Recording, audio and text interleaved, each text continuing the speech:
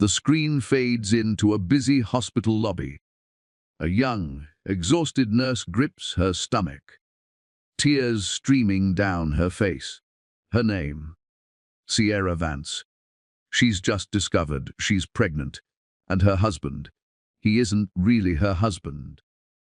He's a billionaire playboy who used her like a game. And now she's alone, terrified, and humiliated in front of everyone.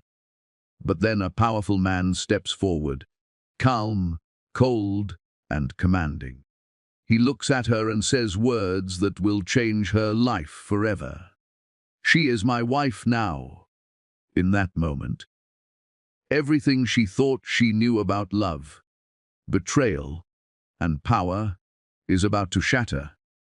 And the fight for her life, her dignity, and her unborn child has only just begun. Welcome to the Mr. James Family Channel. We're about to dive into a story full of twists, heartbreak, and surprises.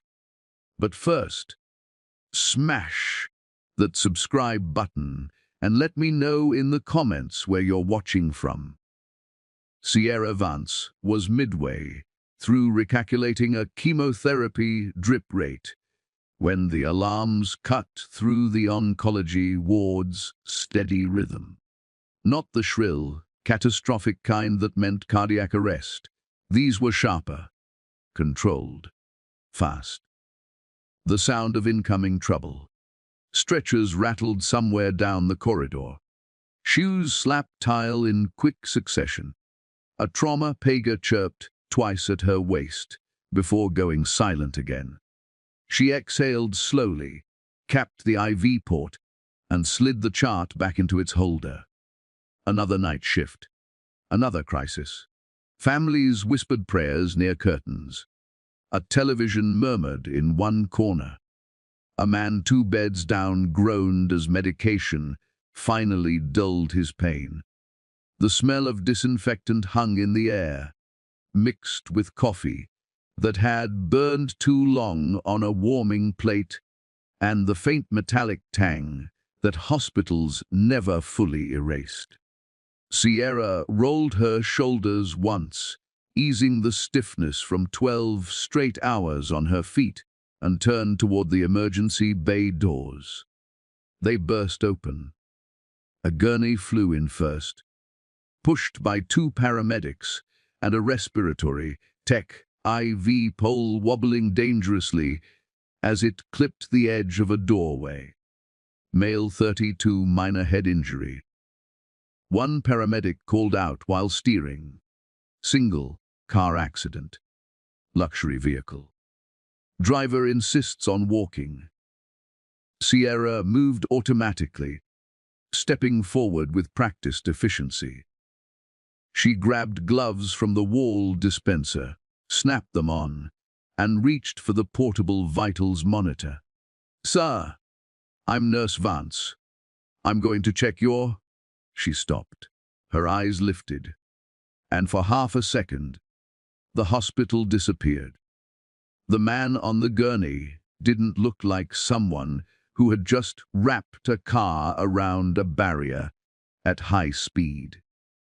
His suit was charcoal, gray and perfectly tailored, pressed so sharply it caught the fluorescent lights along its seams. A gold watch peeked from beneath his cuff, unscuffed. Diamond-studded cufflinks glinted as he shifted his wrist, bored rather than injured.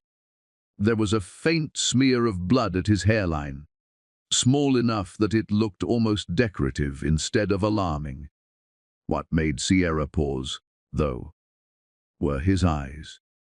Bright blue, unnaturally clear, the kind that belonged on billboards or magazine covers, not under trauma bay lighting. He was smiling. Not the nervous, shaken smile of someone relieved to be alive. The relaxed, proprietary smile of a man who assumed rooms rearranged themselves to suit him. Sterling Whitmore Ithuru. His name arrived in her mind a half second after she recognized the face. The Whitmores were hospital donors, political contributors, owners of half the skyline downtown. He had been on screens before. Charity galas, society pages. A billionaire hair photographed with actresses whose names never lasted longer than a week. Sterling shifted his gaze until it landed squarely on her. The smile widened. "Well," he drawled, voice smooth as poured whiskey. "Guess I found the pretty nurse." A couple of interns glanced at each other. Sierra blinked once and forced her brain back into professional channels.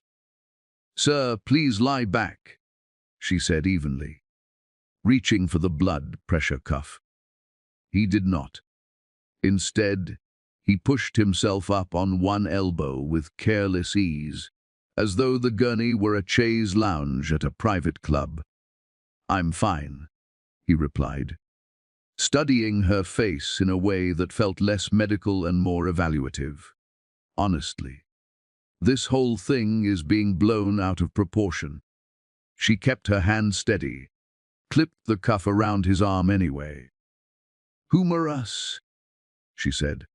"Head injuries don't always hurt right away." Sterling's gaze drifted to her name badge. He leaned closer to read it. "Sierra Vance," he said slowly, savoring each syllable. "That sounds expensive." The words were light. The tone was not. She did not smile. She tightened the cuff and started the reading. Behind her, she heard a quiet snort. Leela. Of course it was Leela. Her best friend had been stationed at the adjacent bay, prepping supplies, pretending not to watch while absolutely watching everything. "Oh no," Leela murmured under her breath. "That one thinks he owns oxygen." Sierra felt heat flicker behind her ears. Sterling heard. He tipped his head back and laughed, deep and amused, as though he had just been complimented. "I do breathe premium air," he said pleasantly. "Occupational hazard." Sierra met his eyes for exactly 1 second longer than necessary. "Blood pressure is elevated," she said. "Pulse is irregular." "Is that bad?" he asked. "It means you need to stay still." He lifted an eyebrow. "Oh!" That earned another smile, different this time. "Sharper, feisty," he murmured. "I liked that." She ignored the comment and moved to inspect the cut at his hairline. It was superficial, a few stitches at most. No swelling yet, though she made a mental note to keep watching for it. Any nausea, dizziness, vision changes, nope, loss of consciousness, not unless boredom counts. She resisted the urge to sigh. "How fast were you driving?" Sterling shrugged, unconcerned. "Fast enough to be late to something important." What was that? He studied her again before answering. "Dinner?" Leela snorted outright this time. Sierra shot her a look. Sterling's lips twitched. "Your friend seems charming." "She saves lives," Sierra said flatly. "That tends to make people honest. I like honest." She doubted that. A tech approached with a tablet. "CT is clear so far. We'll run labs." Sterling waved a hand. "See? Perfectly fine. You clipped a concrete divider at 60 miles an hour, the paramedic said. "That's not fine. I clipped it with the corner." Sterling corrected. "The car did most of the suffering." Sierra glanced at the damage report scrolling on the tablet. Totaled. The car had folded like paper. She looked back at him. "You're lucky." Sterling smiled as though luck followed him, around like a personal assistant. "I usually am." They wheeled him in a curtained bay for observation. Sierra followed. Checking the IV site the paramedics had started, confirming dosage protocols. keeping her hands busy so she did not think about the way his eyes tracked her movement with open curiosity, not admiration. Assessment. The kind people did when browsing something they intended to purchase. She hated that feeling. "Do you flirt with everyone who patches you up?" she asked without looking at him. "Only the memorable ones." She met his gaze again despite herself. "And what makes someone memorable?" Sterling's eyes flicked to her hands, gloved and steady, then back to her face. "They don't pretend they're invisible." Sierra stiffened slightly. She had spent years learning how to fade when needed, how to move through rooms without being noticed, so patience took center stage. How to make herself small when donors strutted through halls and executives talked over nurses like furniture. Sterling had clocked that in less than 5 minutes. She did not like that at all. "You'll be here for observation for at least 4 hours, she said, snapping her pen onto the chart. "No driving, no leaving, no charming staff into breaking protocol." He smiled lazily. "What about charming you?" She did not answer. Instead, she stepped out to update his chart at the nurse's station. She could feel him watching her through the gap in the curtain. Leela slid up beside her, lowering her voice. "Please tell me he's not hitting on you." Sierra didn't look up from the computer. "He's breathing." That wasn't the question. "Yes," Sierra admitted. Leela grimaced. "Of course he is. The expensive ones always do that thing with their eyebrows." "What thing?" "That thing that says they think you're part of the experience." Sierra pressed enter, a little harder than necessary. "I'm not." Leela smiled faintly. "Because that man has bad idea, written in invisible ink." Sierra nodded. She should have listened to that instinct more closely. When she glanced back toward the bay, Sterling had pulled the curtain open just enough to make eye contact with her again. He raised 2 fingers in a mock salute. She turned away, focused on her screen, told herself he was just another patient, another ego, another man who would leave by morning and become nothing more than a line item in a chart. But when she caught her reflection in the darkened monitor, she realized something unsettled her. That smile. It wasn't flirtation. It was recognition. Like he had just spotted something rare and decided to see how close he could get. From behind the curtain, Sterling watched Sierra walk away, eyes narrowing slightly as his grin shifted into something quieter and far more deliberate, already planning what exactly he would do to make sure Nurse Sierra Vance did not forget him when his 4 hours were up. Sterling did not stop watching when Sierra disappeared into the corridor.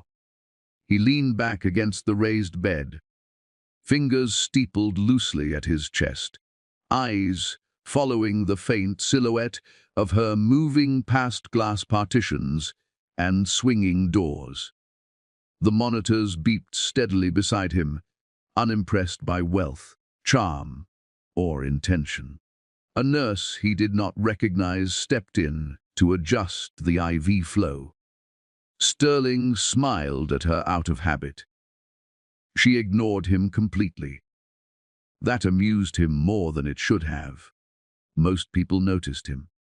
Most people bent a little, changed their posture, softened their tone, asked questions that were not medical. Sierra had done none of that. She had tightened a blood pressure cuff, like she was securing a seatbelt. Efficient, sharp, controlled. And yet something about the way she had paused when she first saw him had stayed with him. Not awe, not greed, calculation. As though she had measured him and filed him under something dangerous. Sterling exhaled slowly. That more than anything made him curious. Sierra did not realize she was gripping her coffee cup too tightly until the lid bent under her fingers. She stood near the charting station, pretending to review lab values while her reflection stared back at her from the dark screen of an idle monitor. Her brows were drawn together in a way she usually reserved for dosage errors and critical scans. She did not like being watched, especially not by men who looked at hospitals like luxury lounges. Leela brushed past her with a clipboard. You keep glancing at Trauma Bay for like it owes you money. I am not. You absolutely are. Sierra sighed quietly. He is intense. That is not the word I would pick. What word would you pick? Leela leaned closer. Predatory. Adjacent. Sierra snorted despite herself. He is just a donor's son. He is a billionaire donor's son, Leela corrected. That is a whole different species. Sierra straightened. Which means he gets the same care as everyone else. Leela tilted her head. You say that like you are convincing yourself. Sierra did not answer. A second later, her pager buzzed. Room update. Trauma Bay 4. She closed her eyes for one brief, silent count and headed back. Sterling brightened when she reappeared, like a child spotting a favorite teacher. Miss me already? She pulled gloves on without responding. I am here to check your neuro status. I feel perfectly neurological. That is not a word. It should be. She leaned in to shine a penlight into his pupils. He held still this time. Follow my finger. He did. Only the kind I get when people underestimate me. That is not a symptom. He smiled again. You are very serious.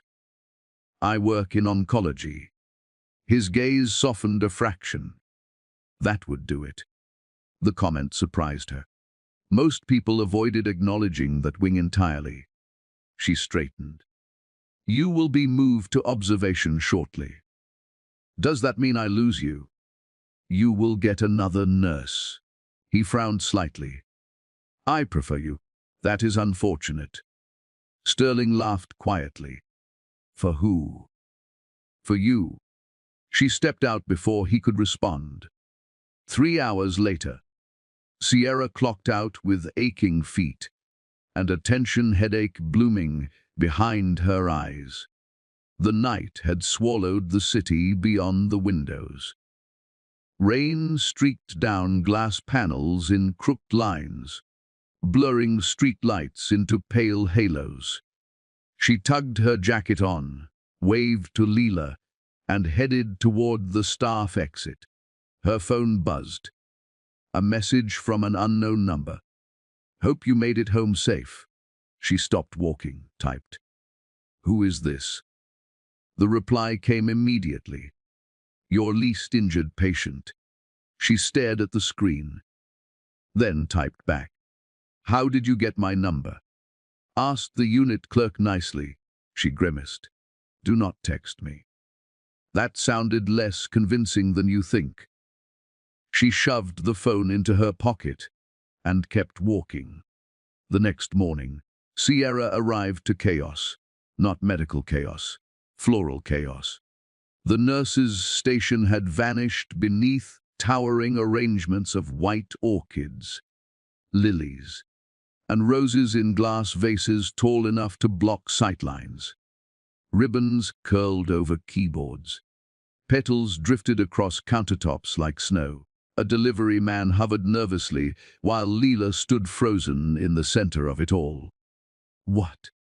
Sierra said slowly. is happening. Leela turned. Either someone died fabulously or someone is being stalked with money. Sierra's stomach sank. She spotted the card first. Cream paper. Embossed gold letters. For the woman who kept me from boredom, SW. She closed her eyes. Tell me he is not serious. Oh, he is extremely serious, Leela said. And Facilities is furious because one of the vases is blocking the emergency phone. Sierra exhaled through her nose. I tried. What do you mean you tried? The delivery man raised a hand weakly.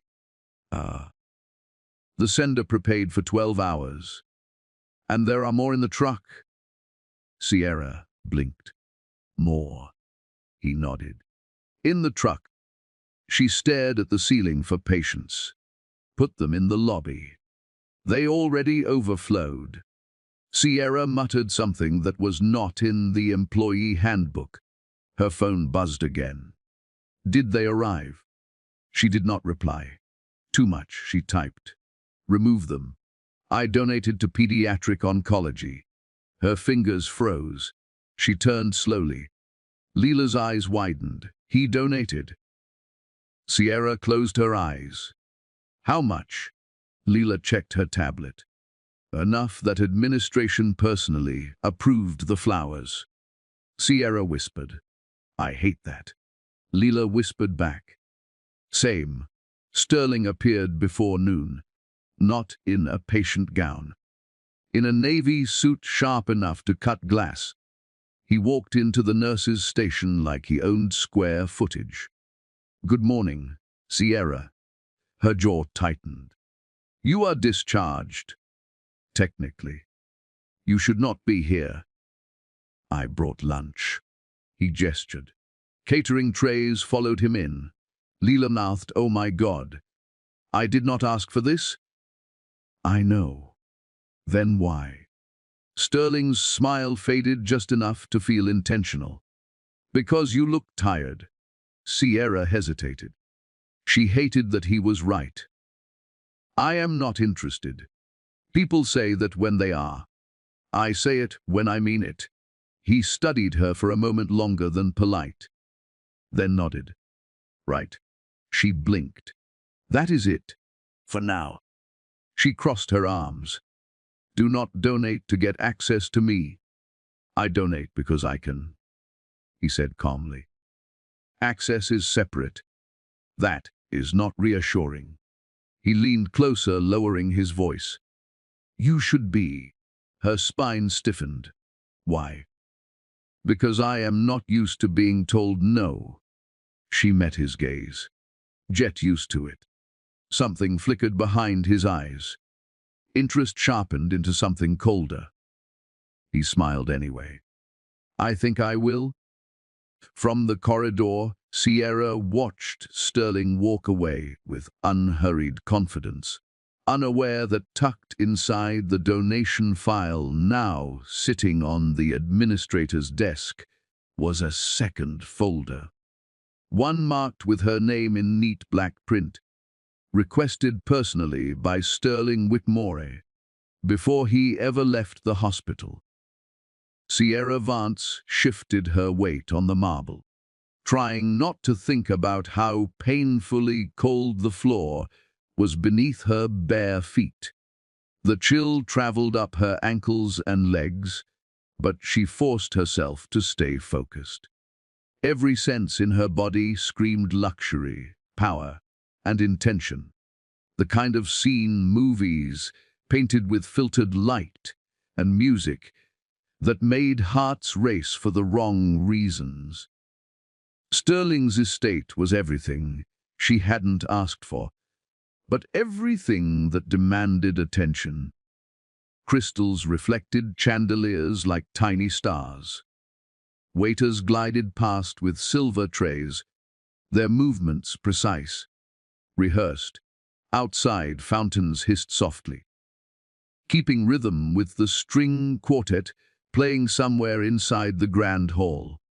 A man in a flowing robe, more ceremonial than religious, spoke in a voice meant to echo through this polished hall.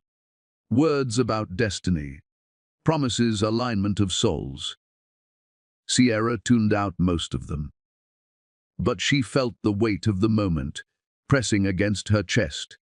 Her pulse jumped with anticipation and caution, two emotions fighting for dominance in her body.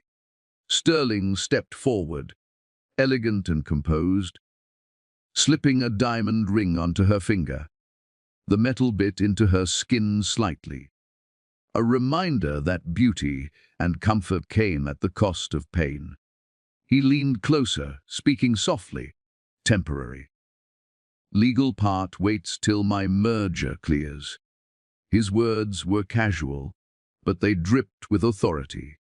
He had rehearsed them. They were meant to persuade, to lull. Sierra hesitated, a flicker of unease creeping through her chest. Her instincts, honed from years in high-pressure medical situations, whispered questions she didn't dare voice. "You trust me, right?"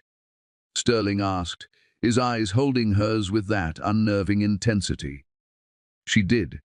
She trusted him because he had spoken about children, as if they were already part of their future. She trusted him because he had sent anonymous donations to cancer patients, making her feel, however briefly, that he cared about things beyond himself. She trusted him because he had brushed her hair back from her forehead one night, when she had nodded off at a chart, falling asleep in the quiet hum of the oncology wing. That small act had felt like genuine kindness. Sierra's vision blurred for a moment with all the lights, music, and expectations. She did not notice the driver standing stiffly behind the officiant, hands clasped, watching silently. Nor did she register the thin folder placed carefully on a side table, marked with her name in neat black print. When Sterling spoke again, her focus returned to his voice, smooth as silk. The man in the robe continued reciting phrases, invoking luck and blessings, prosperity and harmony. She nodded politely, a small, automatic gesture. Sterling's hand rested lightly on hers as the words washed over her. "You'll be fine," he murmured, his breath brushing her ear. "Everything is in place." She took a breath, inhaling the scent of fresh flowers, polished wood, and that faint, infuriatingly expensive cologne he always seemed to wear. She glanced down at her hand. The ring caught the light, reflecting in sharp shards across the marble. It was beautiful, dangerous, perfect. A waiter passed, bowing slightly, offering a champagne flute to Sterling.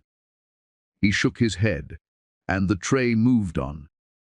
A faint ripple of envy passed through the crowd of onlookers, friends, family, distant acquaintances, all of them watching. They thought they were here for a wedding. Sierra tried not to think about how every single person in the room was paying attention, judging, waiting for something to go wrong. She remembered the small gestures Sterling had made over the past months. Quiet conversations, carefully orchestrated kindness, moments that felt intimate, even when they were public. He had built this scene for her in ways subtle and grand, coaxing her into believing something real. Sierra exhaled slowly. She trusted him. She believed in the ceremony, if not the paperwork. The officiant raised his hands, signaling the final words. Sterling's eyes found hers again, and he smiled. It was warm, disarming, just enough to make her relax. "You're incredible," he said softly. "And today, you are mine." Sierra's lips curved into the tiniest smile, heart fluttering with a mixture of excitement and nerves. She imagined a life beyond long hospital nights, beyond the endless calls and bleeps of the ward. A life with him. Possibly, if she allowed herself to believe in it. Her attention snapped back to the folder beside the officiant. The official-looking documents glimmered in the light. She assumed it contained the legal paperwork confirming their marriage. Sterling had mentioned it before, how the legal details would wait until his merger finalized. She had no reason to doubt him. As the ceremony drew to its orchestrated close, Sterling took her hand, guiding her toward the cameras positioned subtly around the hall. He kissed her hand lightly, a gesture meant to convey devotion and tenderness. She let herself lean into it for just a moment, feeling a warmth she hadn't allowed herself to feel in months. The orchestra's final notes lingered in the air. Guests clapped, some cheerfully, others out of obligation. Sterling's smile remained fixed on her face, one hand holding hers, the other resting casually at his side. He whispered something, low enough that only she could hear. "I've been waiting for this moment." Sierra's heart swelled. Despite the nagging voice at the edge of her mind, she allowed herself a single, small bubble of hope. Maybe this man, with all his wealth, charm, and dangerous edge, could be something real. Maybe this moment wasn't entirely a lie. Yet, as her gaze swept the room, she didn't notice a subtle movement behind the officiant. A shadow flickered at the edge of her vision. The driver who had ferried Sterling to the hospital months ago, now standing rigidly, expressionless. His presence was unremarkable, meant to blend into the background. No one paid attention, and Sierra didn't even see him. Nor did she notice the thin black folder, perfectly aligned with the edge of the table. It had her name printed on it in neat letters, but the contents were not what she expected. Inside was no legal marriage certificate, not even a preliminary contract, just a series of documents that could later be construed to protect someone else, Sterling himself. Her mind, wrapped up in the music, the flowers, and Sterling's words, didn't process the subtle misalignment of trust and reality. She didn't see the small smirk that crossed the driver's lips when no one was watching. Nor did she notice how Sterling's hand lingered on hers, with a faint tension behind the gesture, a control hidden beneath charm. The ceremony ended. Guests murmured congratulations. Champagne glasses clinked. Photographers moved quickly, capturing each smile, each kiss, each staged moment. Sierra felt herself being swept along, carried by the current of expectation, luxury, and desire. She allowed herself to believe it was real as she moved towards Sterling for the post-ceremony photos. A small, deliberate movement caught her eye, a shadow retreating near the doorway. It made no sense. She shook her head, dismissing it.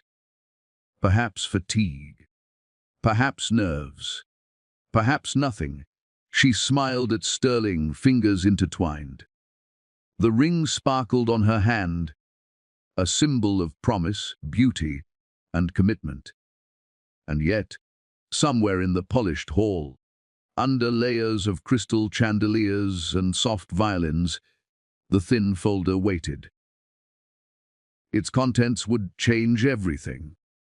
Sierra smiled for the cameras, unaware that behind the efficient Sterling's driver quietly slipped the folder into his coat, its legal implications hidden, ready to turn her dreams of trust and love into a dangerous trap she could never have anticipated. The morning light crept through the blinds, thin lines cutting across the beige tiles of Sierra's apartment. She sat on the cool bathroom floor, knees drawn to her chest, the faint metallic scent of the sink mingling with the lingering aroma of last night's coffee. The nausea hadn't stopped, not entirely, but it had slowed long enough for her to breathe. Her fingers trembled slightly as she reached for the small white stick, the one that could change everything. She had already done this twice before, but this time the anticipation clung to her like a second skin. One line, two lines, bright pink, impossible to ignore. Her stomach, already roiling from fatigue and morning sickness, twisted with an entirely different kind of emotion. Fear, hope, joy, anger. She couldn't untangle them. Sierra exhaled shakily, trying to focus, to steady herself against the dizzying weight of reality pressing down on her chest. This wasn't a hypothetical. This wasn't a calculation. This was life, real and undeniable, moving through her, changing her. She held the test a little closer, as if proximity could make the future clearer, as if looking harder could make the fear vanish. Then her phone buzzed. She froze. Sterling's name flashed across the screen, even though she hadn't called him. His phone, left charging, as he often did when overseas, was hers to check. A guilty glance confirmed the temptation. She hadn't meant to read it. She only wanted to make sure nothing urgent had happened while he was gone. The first preview popped up. Model party confirmed. Yacht is ready. Her heart skipped. She didn't need to read further, but she did. Which fiancé tonight? The words hit her harder than a physical blow. She could feel the floor beneath her, the tiles cold, grounding her in reality, and yet the room tilted slightly, unsteady. Her breath caught, sharp and irregular, as the phone slipped slightly from her sweaty palm. Scrolling faster, her pulse pounding, Sierra found more messages, laughing emojis, blurry photos she wasn't part of, plans she had never agreed to, promises he had never made. No mention of marriage, no acknowledgement of her. A hollow ache spread through her chest, stretching to her stomach, tightening her already nauseated muscles. The pink lines she had thought were symbols of life and love suddenly felt like markers of betrayal. Her hands shook violently, and the phone slipped entirely, landing on the floor with a sharp tap that echoed too loudly in the small bathroom. Sierra's vision blurred, tears brimming as shock, anger, and heartbreak collided. She wanted to scream, to throw something, to wake the world from the nightmare she hadn't realized was unfolding. Instead, she stayed still, holding the test, staring at the lines that mocked her with quiet, steady certainty. The evidence of her pregnancy, of life growing inside her, clashed violently with the evidence of Sterling's duplicity. Her mind raced, trying to find logic in the chaos. Could this be a misunderstanding? Maybe there's an explanation. Maybe he didn't mean it. She whispered the words aloud, but they sounded hollow. Even her voice betrayed her uncertainty.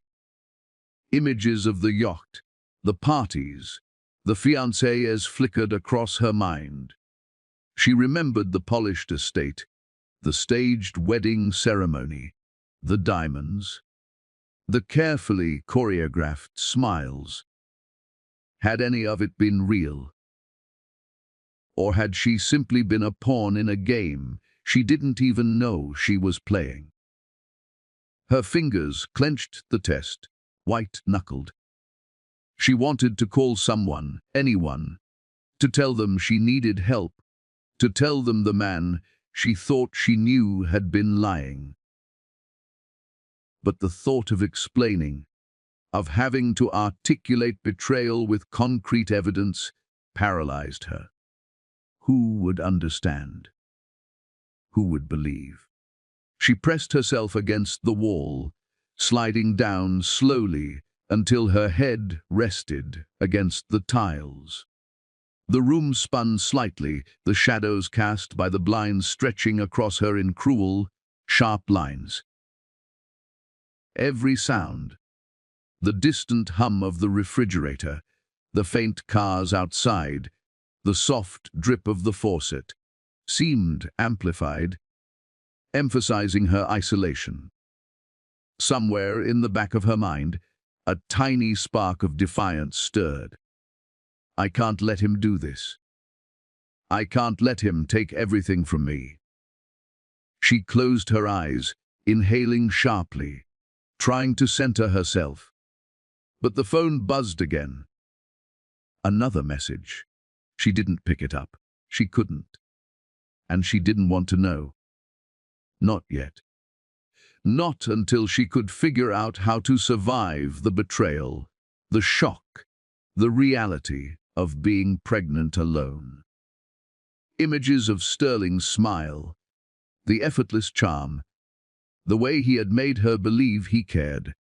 It all twisted in her mind, sharp and cutting. The contrast of what she thought she knew and the truth she now faced threatened to undo her completely. Leela's words echoed in her memory. The expensive ones always know how to make you forget caution.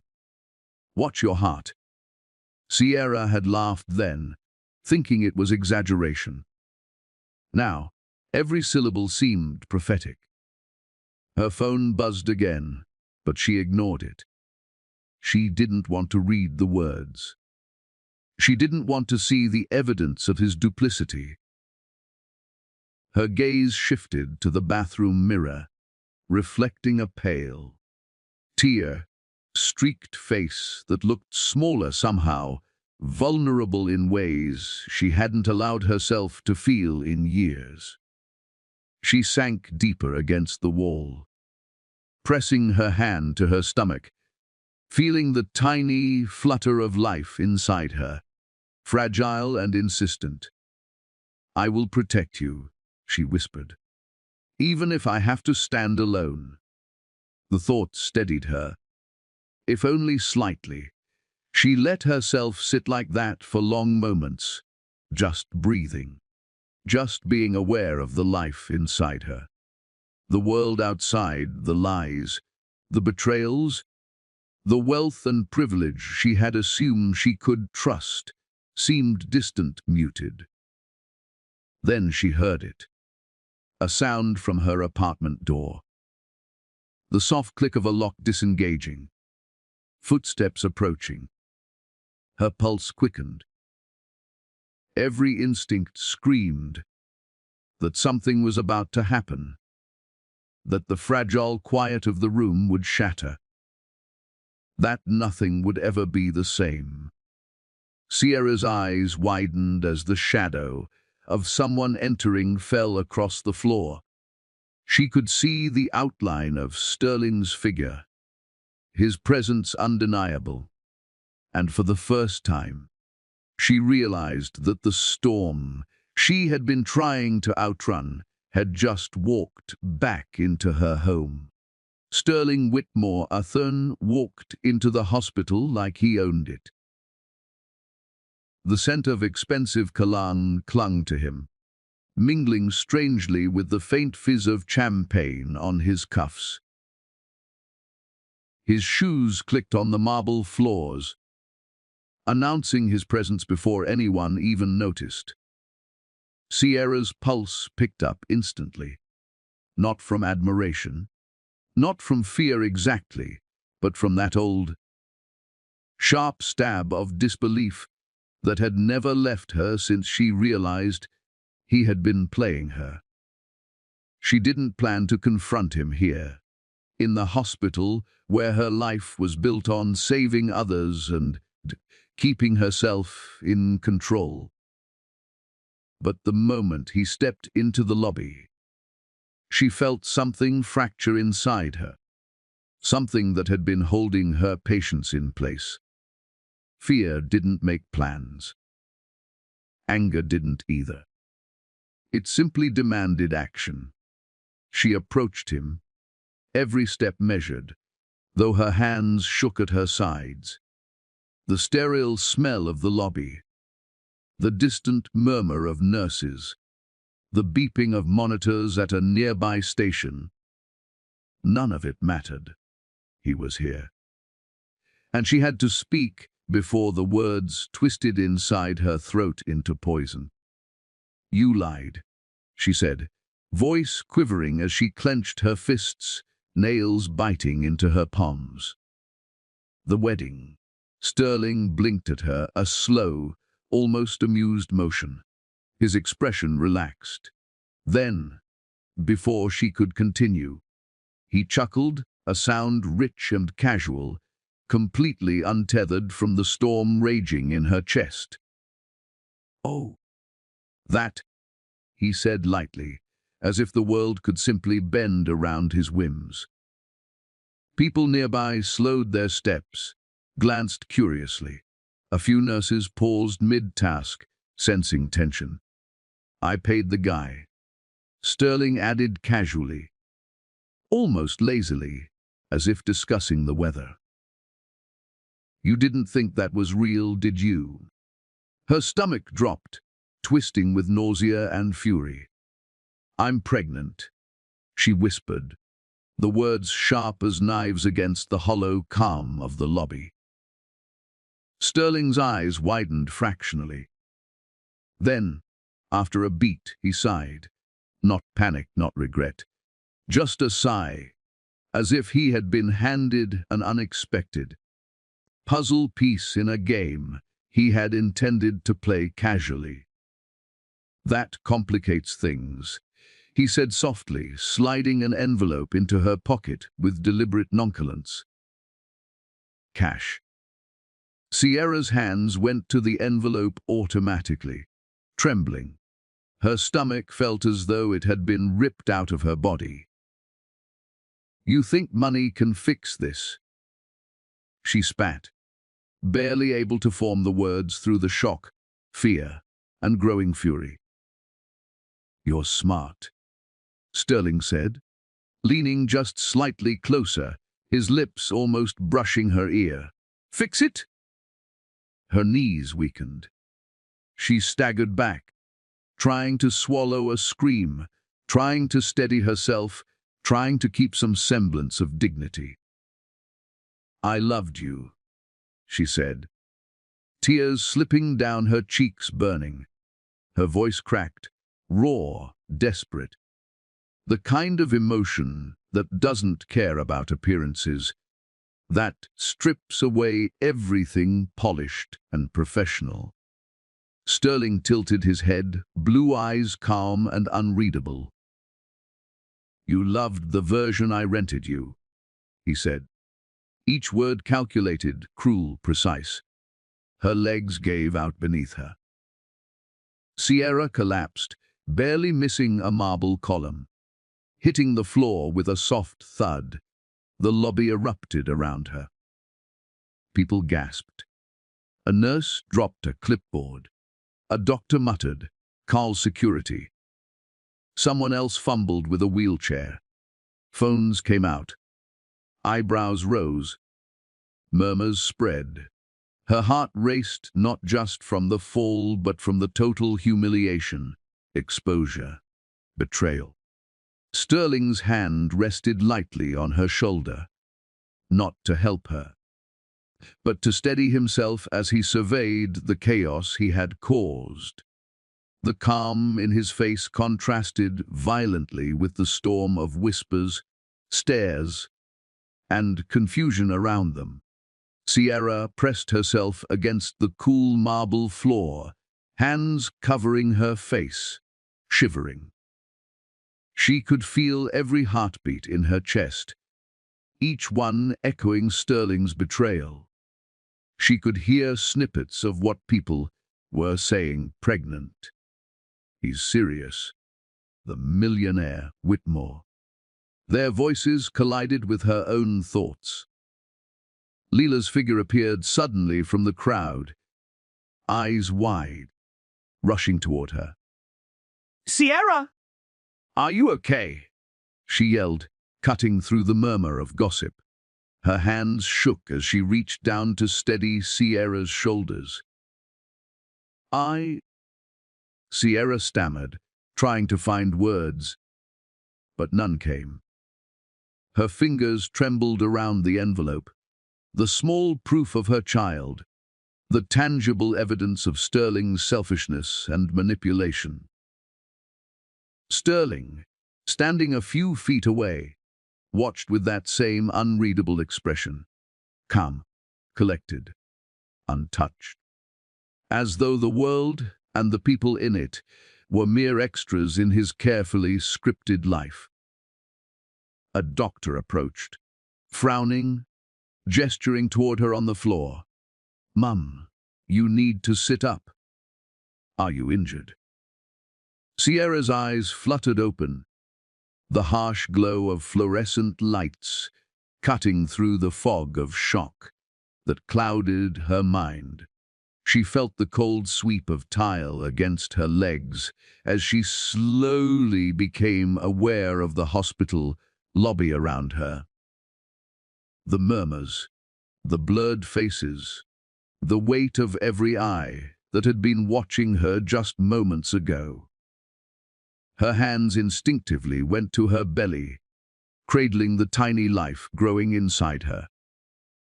Leela crouched beside her, tears streaking her cheeks, hands gripping Sierra's arms as if sheer force could anchor her friend to the present. "Sierra, you're okay," she whispered, voice trembling. "You're okay." But the shakiness betrayed her own fear. A man stepped forward, precise and rigid in a grey, tailored suit that seemed designed to command attention. His shoes clicked softly on the marble, echoing with an authority that made Sierra flinch. "Ems Vance," he said crisply, voice sharp as steel. "Sign these non-disclosure documents." Sierra blinked, trying to focus through the haze of nausea. Shock and disbelief. The pen he offered seemed too heavy in her trembling hand. What?" she stammered. "They'll protect Mr. Whitmore," he said smoothly, not waiting for her to respond. His tone was polite, but each syllable pressed down with the weight of control. "From what?" Her voice was barely more than a whisper, her stomach knotting tighter with every heartbeat. "From everything," he replied, the words deliberately vague. Like a shadow hiding a blade, Sierra stared down at the pen he had placed in her hand. Her fingers shook violently, gripping it as if it were a lifeline, as if the act of signing could somehow stabilize the chaos surrounding her. She could feel the life in her belly flutter faintly, a fragile pulse of hope and vulnerability. a reminder of what mattered. From across the lobby, Sterling leaned against a polished marble column, arms crossed casually. His eyes never left her, calm, imperturbable, waiting. He looked like he had done this 1,000 times before, and yet every ounce of confidence radiated from him like heat. Sierra's lips parted slightly, and she inhaled a shaky breath. The pen hovered over the paper, poised between submission and defiance. Every instinct screamed for her to drop it, to refuse, to make a stand for herself and the life inside her. But fear weighed heavily against her courage. Hospital cameras blinked silently in corners above, recording every moment. The man in Gray's voice was smooth but firm. "Let's keep this quiet. Sign now, and no one outside these walls needs to know about today." Leela's hand squeezed hers. "Sierra, you don't have to do this," she said, voice trembling with both worry and outrage. Sterling's smirk flickered as he watched, amusement flashing faintly across his face. The power he wielded was intoxicating, dangerous, and terrifying. Every person in the lobby sensed the tension radiating from him and Sierra. Sierra's eyes scanned the papers. The legal jargon blurred together, clauses, indemnities, non-specific obligations, loopholes crafted to protect one person, and one person only. Her mind raced to comprehend the magnitude of what was being asked. To sign meant surrender. To sign meant silence. To sign meant letting Sterling erase every shred of the truth from history. Her heartbeat thundered in her chest. She pressed a hand to her mouth, trying to stop the tremors that were shaking her body, trying to steady herself for what she knew could come next. "You don't have to sign this," Leela whispered again, urgency creeping into her tone. She glanced around, noting the small, hesitant gathering of hospital staff who had lingered, unsure of how to intervene without crossing professional boundaries. Sterling shifted slightly, hands still crossed, watching with that calculated calm that made her blood boil. His presence was a tether of control, reminding her that he thrived in moments like this, that he had orchestrated every detail to see her falter.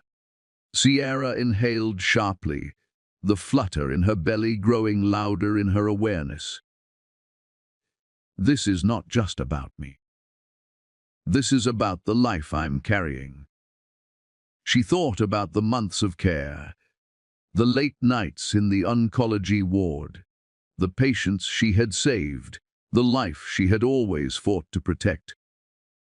And now, standing here, she realized that she couldn't allow someone else, someone like Sterling, to write the rules.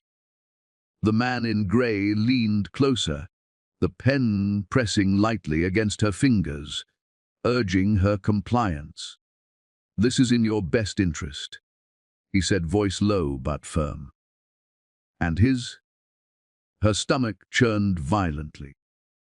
Her hands trembled as she let go of the pen, pushing it away from the paper.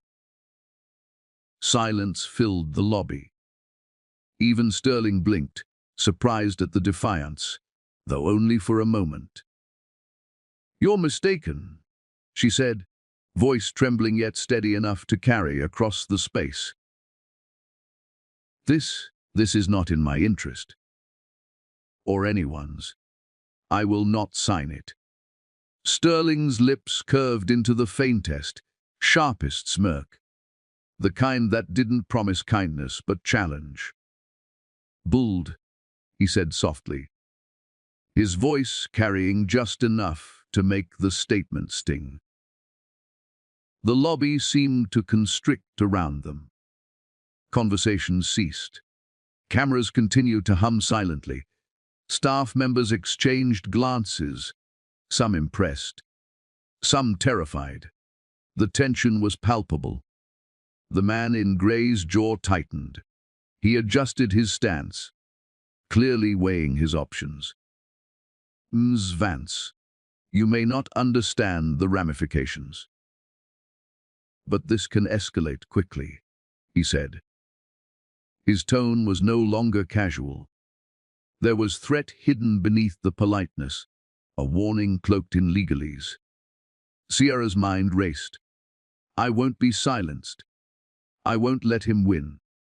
She glanced down at her belly again, hand resting protectively, and felt the life inside respond with a subtle kick, as if reinforcing her resolve.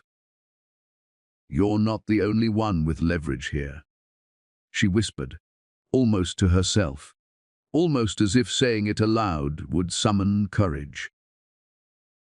Sterling's eyes narrowed, the flicker of control momentarily shaken. He straightened slightly, sensing that the game had shifted. Leela whispered, Sierra, you've got to get out of here before. Before what? The words hung in the air, unspoken, leaving a tension so thick it seemed to press against their chests. Sierra rose slowly from the stretcher, gripping the edge for support, every movement deliberate. She looked Sterling straight in the eye, every ounce of fear and defiance coiled tightly together. The man in grey, realizing the stalemate, took a half step back, hand resting lightly on the folder of papers. He seemed aware that whatever happened next could unravel the careful orchestration Sterling had put in place. The crowd in the lobby watched, silent but alert, sensing that a confrontation far larger than any personal quarrel was about to erupt. Sterling's gaze hardened. His calm, collected exterior threatened to crack under the weight of Sierra's sudden audacity. Sierra inhaled deeply, feeling the flutter of life in her belly as a grounding pulse. She whispered softly, yet firmly, I won't let you control me or him, or us. Sterling's lips twitched, a dangerous mixture of surprise and amusement flickering across his face. Before Sierra could take another step, the lobby doors swung open and a tall, imposing figure entered, a lawyer and enforcer with ties to Sterling's family, whose presence promised to escalate the battle to a level Sierra had never anticipated, forcing her to confront a truth far bigger than herself. I'm fine, Sierra whispered, though the words sounded hollow even to her own ears. The physical collapse didn't compare to the emotional devastation, the betrayal, the cruel slap of reality. The envelope in her pocket felt heavier than any weight she had ever carried. Money couldn't buy back trust, couldn't heal what had just been broken. And yet, here it was, a stark, cold reminder that Sterling believed everything, every future choice, could be bought, manipulated, rented, or discarded. Sierra's gaze flicked toward him, narrowing. Her fingers itched to crush the envelope, to throw it at his feet, to scream at him until he understood the gravity of what he had done. Instead, she stayed still, heart hammering, breaths ragged, shivering on the marble, watching him. The lobby had gone silent in parts, people frozen between shock and disbelief. Security appeared, moving cautiously, unsure of how to approach a billionaire in the center of a human disaster. Sterling's eyes met hers, and for the briefest second, there was a flicker, something human, almost imperceptible. Then it vanished, replaced by the mask he wore so well: charm, control, arrogance. Sierra's mind raced. I can't let him win. I can't let this go unnoticed. I have to fight. But the thought collided violently with her exhaustion, her nausea, and the fragile new life she carried inside her. The envelope in her pocket was a threat, a bribe, and a challenge all at once. She didn't yet know how she could turn it into leverage, but she knew instinctively that she had to. She had to survive this, protect her child, protect herself, and somehow extract justice from the man who had lied to her, manipulated her, and humiliated her in the most public, cruel way possible. Leela crouched beside her, whispering urgently, "Do you want me to?" "No," Sierra interrupted, cutting her off sharply, startling even herself. I need to think." Sterling remained still, a statue of privilege and control, his gaze never leaving her, almost daring her to act, almost daring her to show weakness. The lobby's chaos had quieted, but tension hung thick in the air, a mixture of fear, curiosity, and outrage. Every person there had witnessed betrayal played out live, and every eye was on her, waiting to see what she would do. Sierra pressed a hand to her stomach, feeling the small, undeniable life growing there. It was fragile, innocent, unaware of the corruption and lies surrounding it. She drew in a breath, steadying herself as she whispered to that life, "We'll survive this. We will." Her gaze lifted towards Sterling, and for the first time, a spark of defiance ignited. She wouldn't collapse again. Not like this, not publicly. She wouldn't allow him to dictate the narrative anymore. Sierra's trembling fingers brushed the envelope in her pocket as she stood, eyes blazing with quiet fury, unaware that Sterling had already called someone powerful to the hospital, someone whose presence would change everything. She thought she knew about the game. She was trapped in. The lobby seemed to freeze in the moment when the other hand closed over Sierra's trembling fingers. Large, warm, steady, unlike anything she had felt in hours, days, months, a grounding presence that cut through the panic and the betrayal. None. The word was calm, measured, but it carried a weight that made the air itself seem heavier. It wasn't a request. It wasn't a warning. It was a declaration. Sierra blinked, trying to focus through the tears, the nausea, the overwhelming mix of fear and relief. She looked up. The man standing over her was imposing, but not in the flashy way Sterling had been. There was no calculated charm, no arrogance, just control. Pure, quiet authority. Alistair Thorne, she breathed, recognition creeping in through the fog. The CEO of the entire hospital network. Feared, respected, and whispered about in corridors she had walked countless nights before, caring for patients while others slept. His eyes, dark and steady, met hers for a brief moment, a signal that everything was about to change. The lawyer stiffened, clearly caught off guard. His hands hovered unsure, the papers still clutched with a grip that had once seemed so certain. "Sir," he started, voice brittle. The polite authority he wielded moments ago crumbling under Alistair's presence. Alistair's gaze didn't waver. He stepped closer, and with a swift motion, he seized the documents from Sierra's hands. The pen fell to the floor. He ripped the papers. Twice.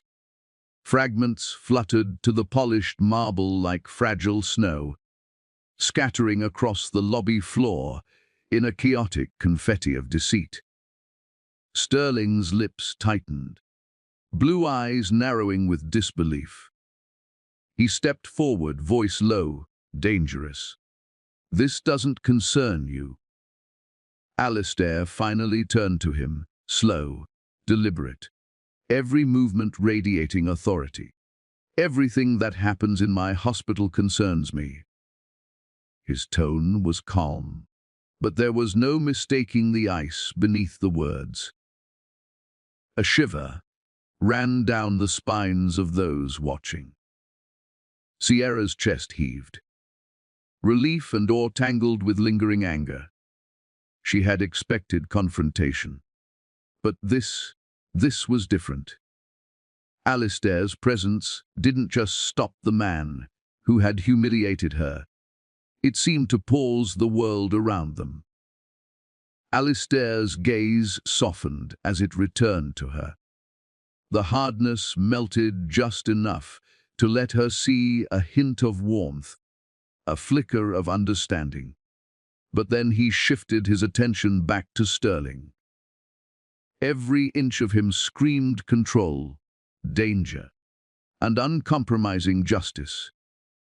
"You humiliated the finest nurse in this building," he said evenly, voice resonating so clearly that murmurs quieted into stunned silence. Every person in the lobby froze, caught between curiosity, fear, and awe. "She isn't signing anything." Alistair continued, his words deliberate, precise. The gravity of the statement pressed down on the room like a physical weight. No arguments. No negotiation. No loopholes. Nothing Sterling could control. Then, with the finality of a verdict delivered, he said words that reverberated like thunder. "Because she is my wife now." The phrase hung in the air. Gasps rippled through the gathered crowd. Patients, staff, security, even Sterling's own lawyer. Whispers collided with stunned silence, forming an almost tangible tension in the space. Sterling's mouth opened, closed, then opened again, the wordless shock written across his sharp features. "What?" he managed, finally, voice cracking as the reality hit him in waves. Alistair didn't answer immediately. He stepped forward, sliding his coat over Sierra's shoulders, the action protective, definitive, almost like a shield from the chaos surrounding them. His eyes held hers for a heartbeat, longer than necessary, conveying calm reassurance. "Take her to private care."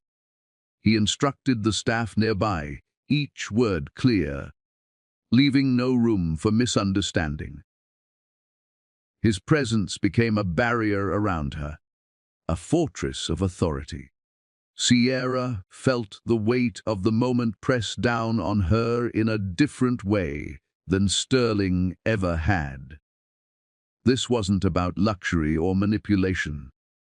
It was about protection, about acknowledgement, about standing for what was right in a world that often rewarded cruelty and disregard.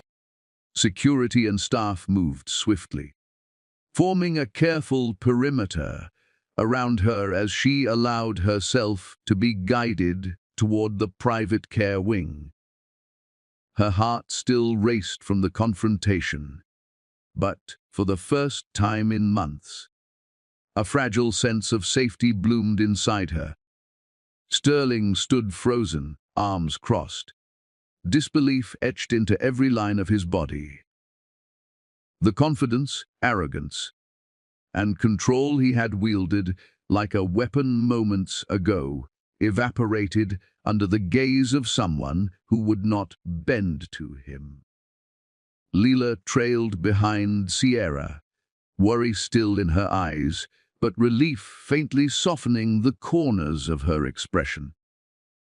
The chaos in the lobby slowly dissolved into whispers and murmurs, the witnesses absorbing what they had just seen. A man finally met with a force greater than his own manipulation. Sierra's fingers rested on her belly instinctively, feeling the life within her pulse steadily. A tiny heartbeat reminding her that she was not alone.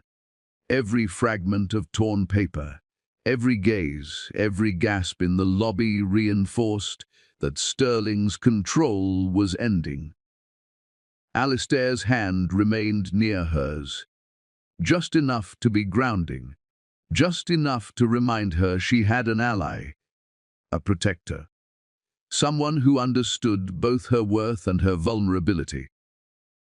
The law, the power, and the authority surrounding Alistair created a bubble of safety in a world that had, for far too long, thrived on injustice.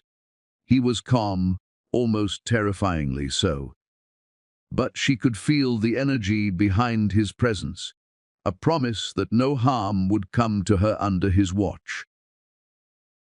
Sterling's jaw clenched, and he took a step forward, perhaps hoping to regain a fraction of control, but the mere glance from Alistair froze him mid-motion.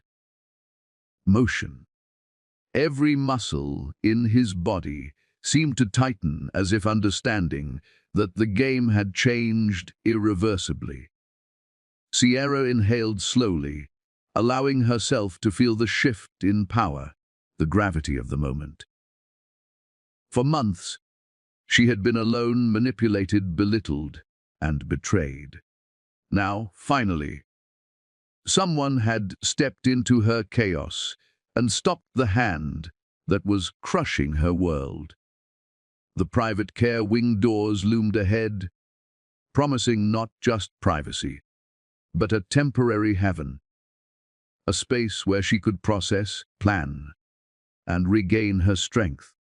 She felt the tension in her shoulders ease fractionally as Alistair guided her toward safety, a shield against the storm Sterling represented.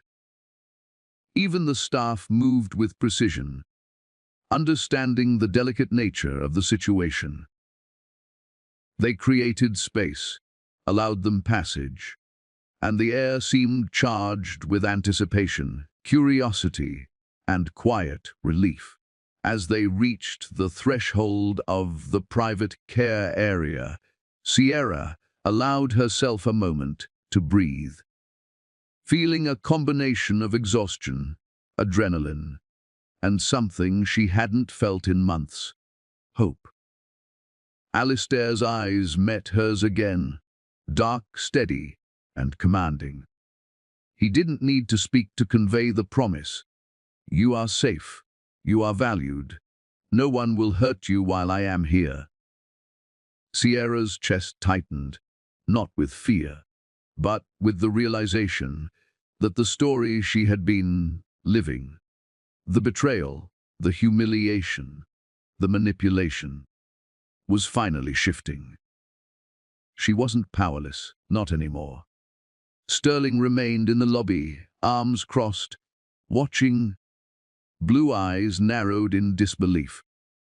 He had underestimated her resilience, and more importantly, he had underestimated the force that had entered her life at precisely the right moment.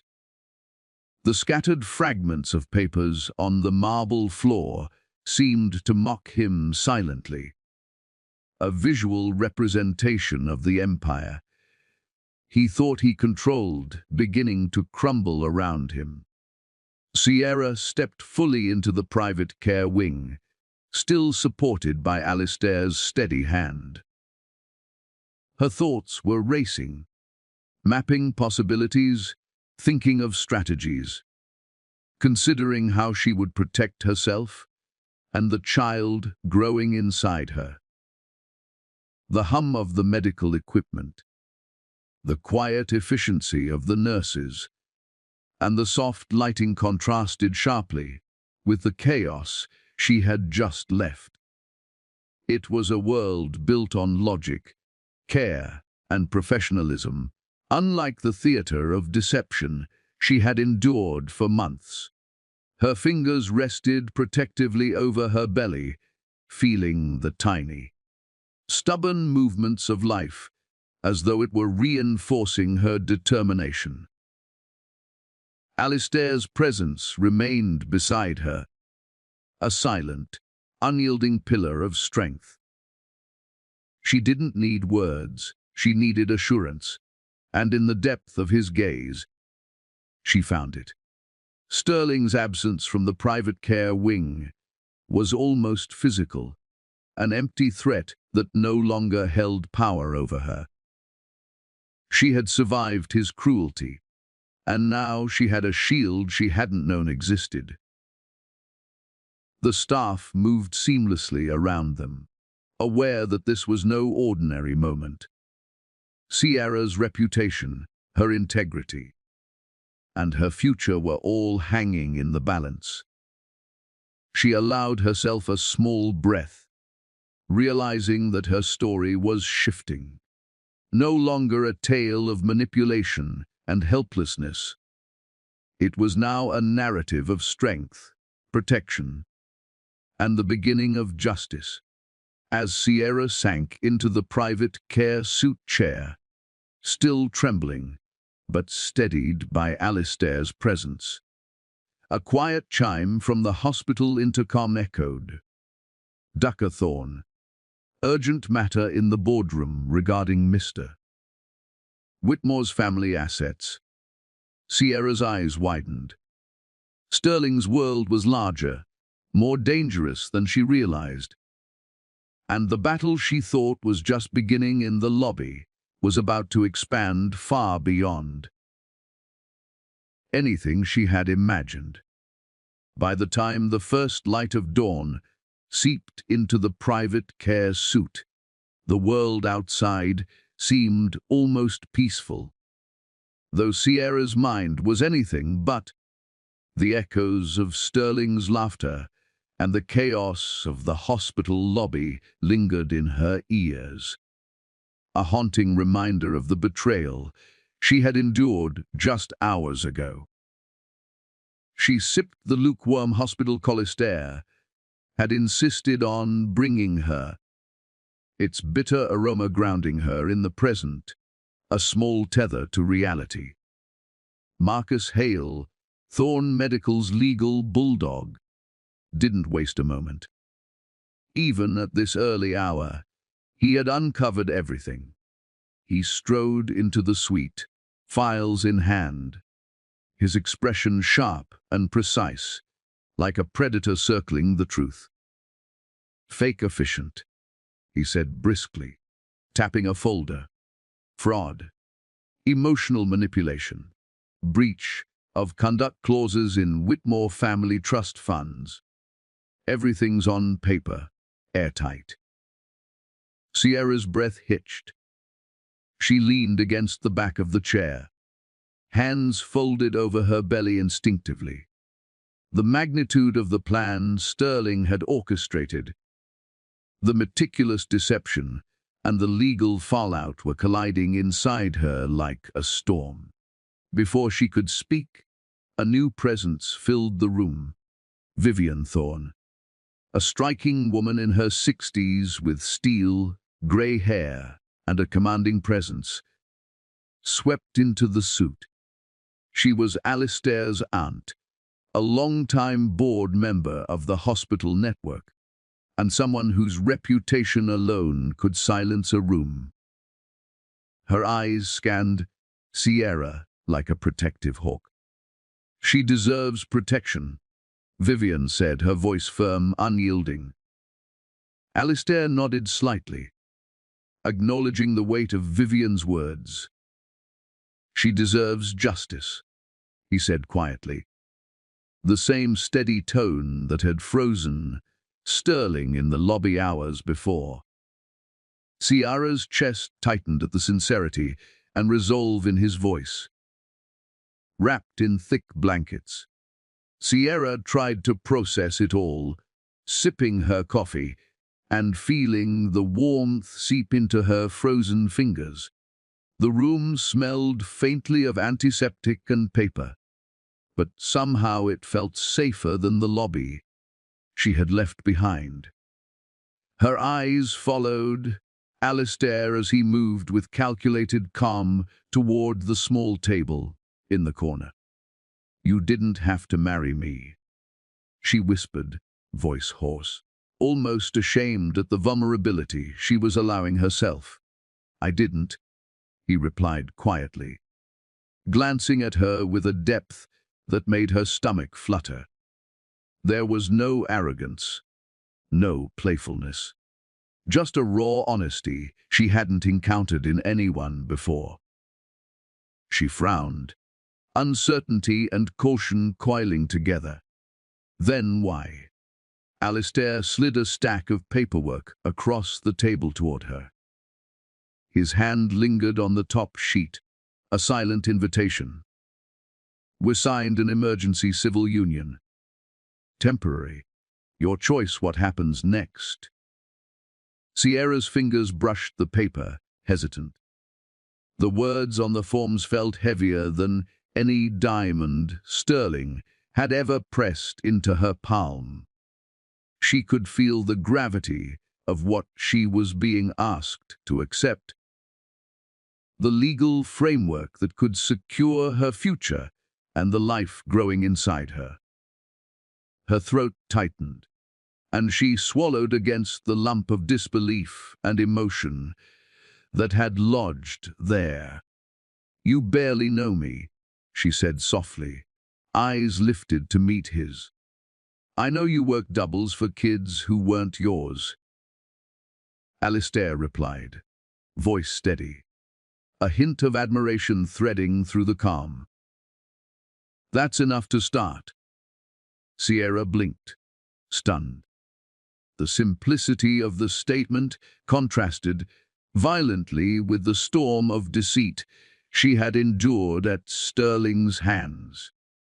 Someone had seen her value, her humanity, her selflessness, and it had mattered. Not money, not appearances, not social games. Marcus Hale moved behind Alistair, arranging the documents in neat stacks, prepared to walk through the legal steps.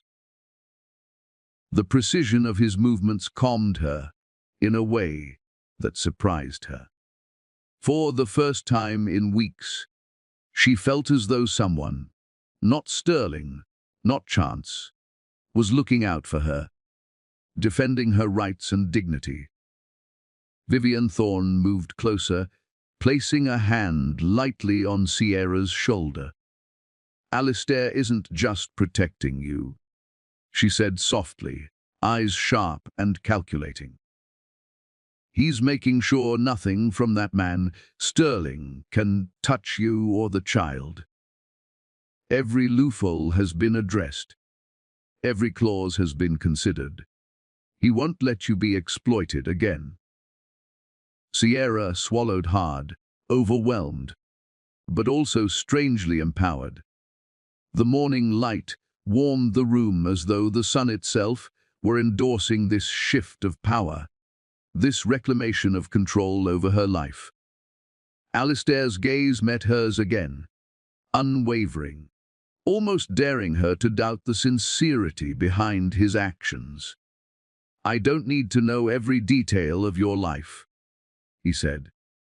I don't need to understand everything you've been through. I need to know your heart, that you care, that you fight.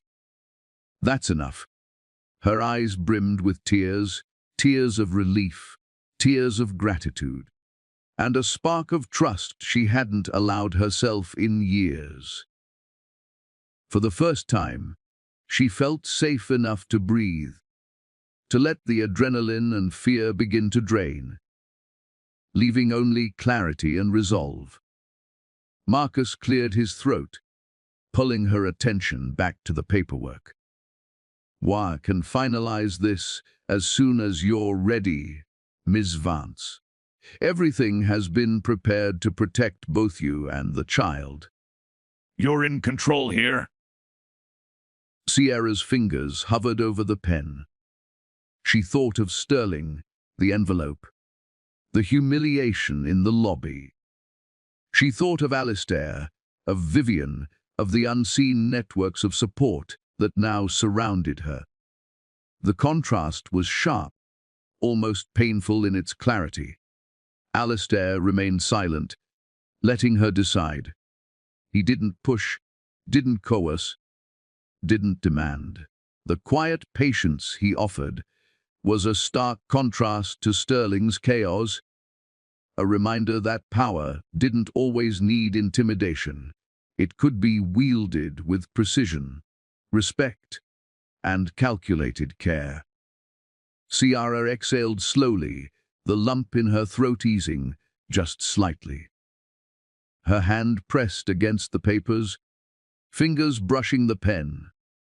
The life within her shifted slightly, a tiny kick, reminding her why she couldn't falter, why she couldn't back down, why she had to reclaim control of her story. Vivian stepped back, allowing the moment to unfold naturally, confident that Sierra's strength would guide her choices.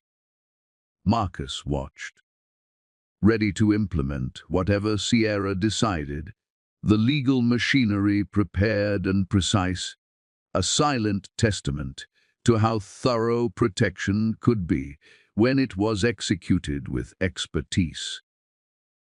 The air in the room felt charged, expectant like the quiet before a storm, or the moment just before the sun fully rises. Every detail, every flicker of expression, every subtle movement carried weight, significance, consequence. Sierra's mind raced, connecting the legal strategy with the emotional reality. She realized that Sterling's deception had been vast, but it had not accounted for people like Alistair, Marcus, or Vivian.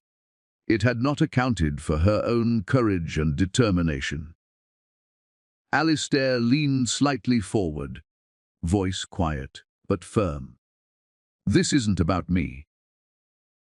It's about ensuring that what's yours is protected, that the life you're carrying is safe, that no one else can manipulate it. That's why we do this now."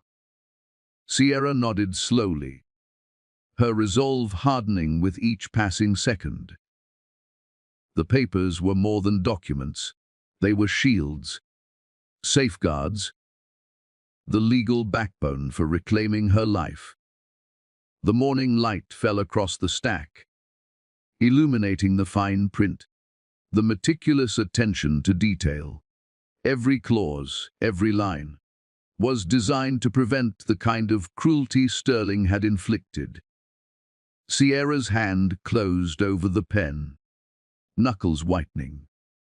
She looked at Alistair again, gratitude and determination mingling in her gaze.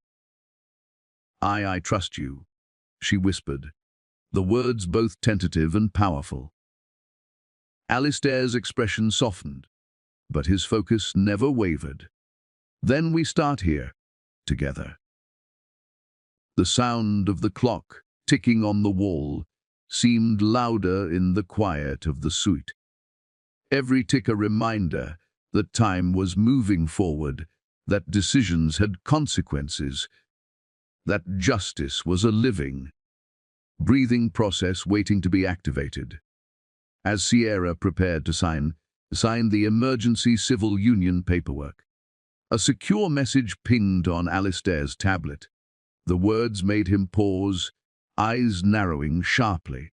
Meseka. Whitmore is moving assets internationally. Immediate legal action required. Sierra's heart sank. Sterling wasn't finished. And this fight was about to spill far beyond the walls of the hospital. Sterling's empire of entitlement began to crumble before he could fully comprehend it. Accounts froze, as if the world itself had decided he could no longer move freely.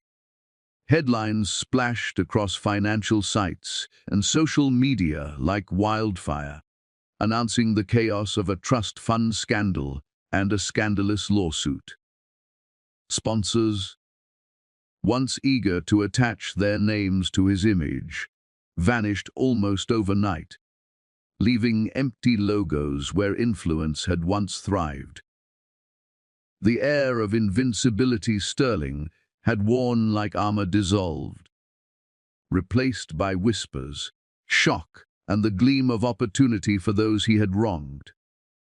Meanwhile, in the quiet cocoon of Alistair's private care wing, a very different world unfolded. The sterile beeps and soft hums of hospital equipment became a backdrop for moments that were quiet, intimate, and fiercely real.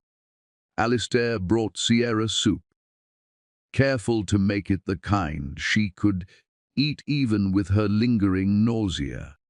The aroma of homemade broth filled the small room, a comfort more powerful than any luxury Sterling had ever thrown at her. He learned her tea order, the exact way she liked it steeped, the sugar and milk balanced just so.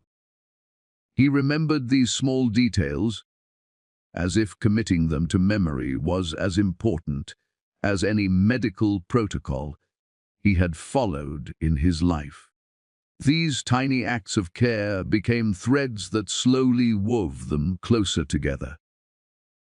Ultrasounds became rituals. Sierra sat in the chair, the baby's tiny form appearing on the screen, a flickering heartbeat strong and steady. Alistair gripped the arm of the chair so tightly it left impressions in his skin, knuckles whitening, his usually composed expression betraying surprise and awe each time the image appeared. "I'm not good at this," he admitted quietly one afternoon, voice low and unpracticed, the vulnerability foreign on his usual stoic features. Sierra smiled faintly, warmth softening her features. "Me either," she whispered, the words carrying both confession and understanding. They were two people unaccustomed to the messy reality of connection, yet forging it nonetheless, each moment layering trust and tenderness like mortar between bricks. He kissed her knuckles one evening, gentle and careful, as if they were priceless relics. Unpracticed, real, unassuming, but enough to make her breath catch in ways that Sterling never could. It was in this quiet intimacy that Sierra began to feel a sense of belonging, a safety she hadn't realized she had craved. Months passed. The baby kicked relentlessly, and each movement was met with wide-eyed fascination from Alistair, who laughed as though each surprise were a gift meant only for him. Sierra watched him, heart-warming, seeing a side of a man known for control and precision now utterly human in private. Every night, their small apartment in the hospital wing became a sanctuary.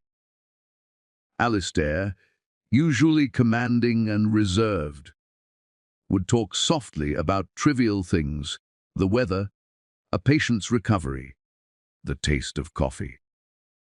Sierra would listen, laughing at his careful observations, noting the cracks in his composure that made him endearing.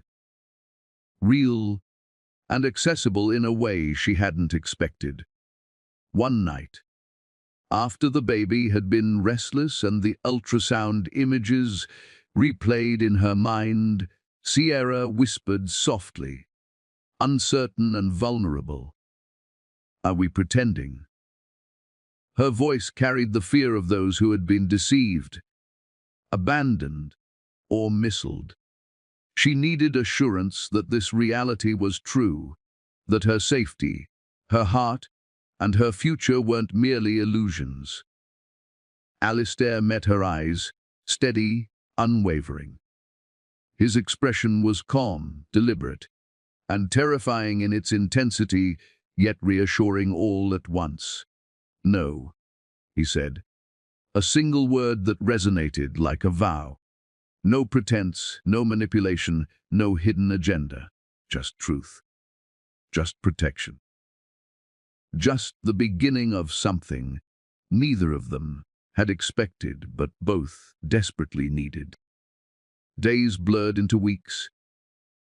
Alistair and Sierra navigated prenatal appointments together, sitting side by side in waiting rooms, sharing quiet conversations about the future.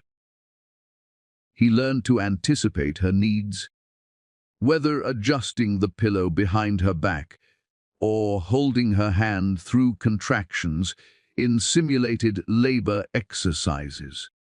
These moments, though small, built layers of trust stronger than any contract Sterling had ever written.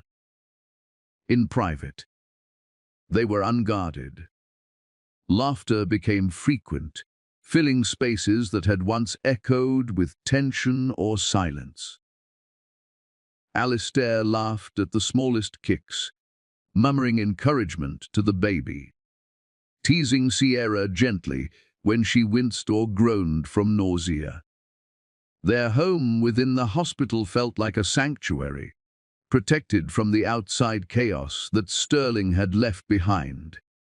They shared meals, late-night conversations, and moments of quiet reflection. Sierra taught Alistair patience in ways the hospital walls hadn't, and he offered her protection in forms both tangible and invisible. The dichotomy between their public and private selves was stark. In private, vulnerability was not weakness. It was a bridge between two hearts seeking stability in a storm of previous betrayals. Alistair, untrained in matters of love and domestic life, adapted slowly. He made mistakes, misstepped, and apologized with sincerity that melted the remaining walls Sierra held around her heart. Each correction, each act of care, was a demonstration of investment, of authenticity, of a life rebuilt with intention rather than coercion. Sierra began to see Sterling not as a threat looming over her, but as a shadow of the past. The real world of danger remained: legal battles, media scrutiny, the faint threat of revenge. But inside these walls, with Alistair beside her, Sierra discovered a rhythm, a normalcy that was once unimaginable. They decorated a small corner with baby items, choosing colors and fabrics together. Every decision was collaborative, intentional. Alistair listened when Sierra expressed preferences, validating her instincts with quiet admiration. The act of choosing tiny items, planning small futures, anchored Sierra in the tangible reality of her autonomy and growing family. Late evenings were filled with gentle touches, whispered reassurances, and the occasional playful argument over tea strength or blanket folds. These domestic moments became sacred rituals, quiet affirmations that trust could exist without deceit, love could exist without pretense, and safety could feel like home. Even Alistair's habitual intensity softened in these private hours. He would sometimes pause mid-sentence, watching Sierra rest her hand on her belly, listening to her breath, and simply smile at the life forming in front of him. He admitted, quietly, almost to himself, that he had underestimated the depth of attachment such moments could cultivate. The hospital corridors outside continued their frantic pace, patients and staff moving through lives intertwined with urgency and stress. Yet, in their sanctuary, time slowed, and the outside world's chaos became a distant hum. The contrast reinforced the reality that Sierra and Alistair were building something uniquely theirs, a fortress of care, intimacy, and mutual respect, even as Sterling's actions continued to ripple outward. Legal maneuvers, media speculation, trust fund complications. The sanctuary they had created became an unassailable haven. Sierra could see the difference between empty gestures and authentic care. Alistair's unpracticed tenderness, the way he adjusted pillows, remembered meals, laughed at small things, this was real. This was trust. This was love forming in private, away from the eyes that would seek to exploit or manipulate. Alistair's presence reminded her that protection could be gentle, that power could be wielded responsibly, and that vulnerability could coexist with strength. Each day, Sierra felt her confidence rebuild, piece by piece, stitched together by small gestures, thoughtful actions, and moments of shared laughter. She began to imagine a future without fear, a future where the baby would grow knowing their parents' hearts were aligned, their intentions true. Each kick, each tiny movement, was a reaffirmation of life, hope, and the tangible reality of a love forged in adversity. Their laughter often startled them, spontaneous and genuine, filling spaces that had once echoed only with tension or uncertainty. It became the soundtrack of their mornings, afternoons and evenings. With Alistair, even the mundane small talk, watching clouds drift past the hospital windows, felt extraordinary. A quiet rebellion against the world Sterling had tried to dominate. One evening, as Sierra rested with her hand on her belly and Alistair pored over hospital files, a single, urgent text appeared on his tablet. Sterling Whitmore has hired a private investigator. He's tracking you both. Immediate discretion required. Sierra's pulse raced. Even in the sanctuary they had built, danger from the past was not finished, and the shadows of Sterling's obsession were closing in faster than either of them had anticipated. The morning air in the hospital lobby was crisp, carrying a faint scent of rain from the previous night. 1 year had passed, and the corridors that had once witnessed humiliation and heartbreak now hummed with a different energy. Sierra Vance stepped through the sliding glass doors with purpose. Her tailored navy suit hugged her form with professional elegance, a symbol not just of status, but of self-possession earned through fire and perseverance. Her board badge caught the light, glinting like a small beacon. Head of Nursing. The weight of the title was heavy but deserved. a testament to every sleepless shift, every patient saved, and every boundary she had fought to reclaim. Alistair Thorne waited near the main entrance, holding a baby carrier with ease that belied his broad shoulders. His gaze lifted when he saw her, eyes softening in that quiet, commanding way that had made her heart trust him completely. Their connection, once forged in chaos and protection, had deepened into a partnership grounded in mutual respect, love, and shared purpose. He didn't need words. Sierra's smile, fleeting but radiant, conveyed enough. The lobby buzzed around them, yet time seemed to momentarily stretch as the world adjusted to the image of their family. Patients, nurses, and visitors alike paused to watch, their story now whispered in hallways, a cautionary tale of betrayal transformed into triumph. It was the kind of moment Sterling had never understood. Power wielded without cruelty, authority paired with humanity, and victory measured in love rather than arrogance. And then Sterling appeared, a thin figure at the entrance, arguing with security, his once pristine tailored suits replaced with a wrinkled coat that hung loosely on his frame. No chaffier, no entourage, no gold cufflinks sparkling as he laughed his way through life.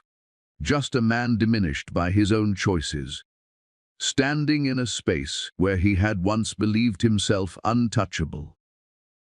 His blue eyes, once artificial in their arrogance, flicked toward Sierra, recognition flashing briefly, but so did disbelief, shame, and a flicker of desperation. Sierra didn't slow. She didn't glance. She didn't remember him enough to feel hatred. There was no need.